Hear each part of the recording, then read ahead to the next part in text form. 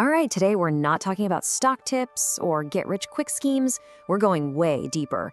We're diving into the invisible patterns of thought that actually create wealth, long before money even enters the picture. This is all about the mental foundation for success. Okay, so let's really unpack this idea because it's a big one. It basically suggests that wealth isn't about what's in your bank account. Not at first, anyway. It's an internal framework you build. This quote really challenges that old belief that you need money to make money. It says, no, you need a certain way of thinking first. Think of it like this. Wealth isn't where you start. It's the result. It's the visible outcome of all those unseen thinking habits, those small choices, and the perspectives you hold, repeated over and over, day in and day out. And here it is. This is the absolute core of it all. This is the fork in the road where everything we're about to talk about splits off. And look, this isn't about good people or bad people. It's just about two completely different operating systems. One is designed to just get by, and the other is designed to grow. So how does this whole split between survival and growth actually play out in the real world?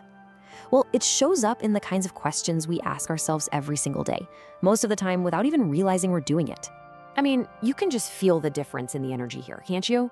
The survival mindset is playing defense. It's all about building walls, protecting your little piece of the pie. But the growth mindset, that's all offense. It's creative. It's about exploring and asking, how can we make the whole pie bigger?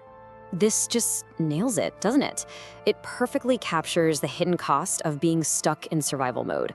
A life that's only focused on not losing, on just playing it safe. Well, eventually that safety becomes a prison of your own making. It just shrinks your world.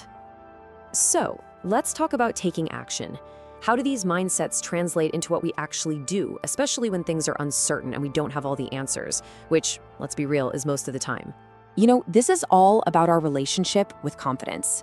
One mindset waits to feel confident before it does anything, which usually means it never starts.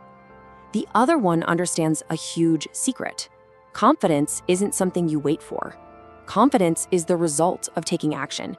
You literally act your way into feeling confident.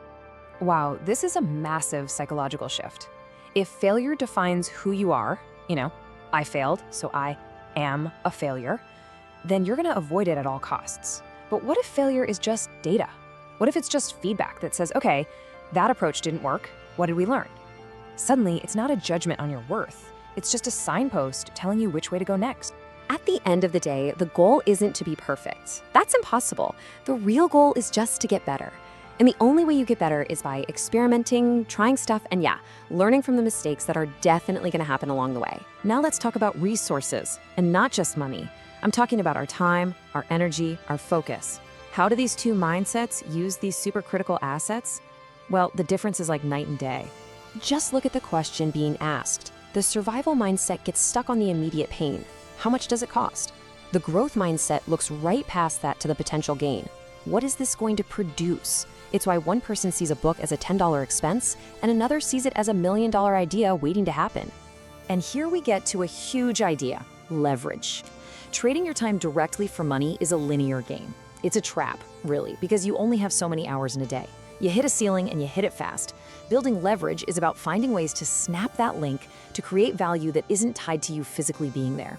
And let's be clear, this isn't about being lazy or avoiding work. It's about working smarter.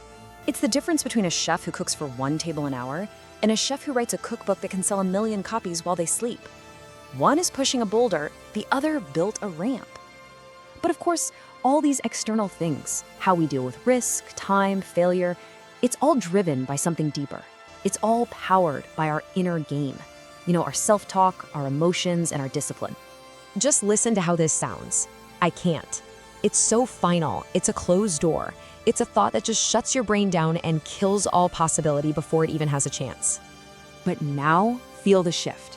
Just by changing one little word, you've turned a dead end into an open question. How can I? Your brain has no choice but to start looking for answers. It turns on the problem-solving machine. Our language really does create our reality. We all love feeling motivated, but let's face it, motivation is a flaky friend. It shows up when it wants to. Discipline, though, that's a system. That's what you do whether you feel like it or not. And relying on a system is so much more powerful because structure beats mood every single time. So after all of this, where does it all lead? What's the final result of thousands of these tiny thoughts and daily decisions? Well, it leads to one of two outcomes: a life spent just reacting to whatever happens, or a life you intentionally design.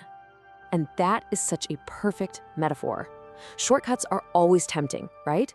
They promise the fast result, but they're usually unstable, built on sand. A solid foundation, now that takes time, it takes effort, but it's the only thing that can actually support real, lasting growth. So this chart just sums it all up nicely. You've got the two paths laid out side by side. One is reactive, it protects, and its goal is just survival and maybe looking good. The other path is intentional. It builds, and its ultimate goal is real growth and real freedom.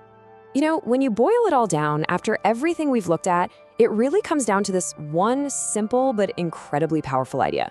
Is your thinking geared towards just surviving the day, or is it geared towards expanding who you are and what you can do? And that's the question to leave with. For just a minute, forget your bank statement.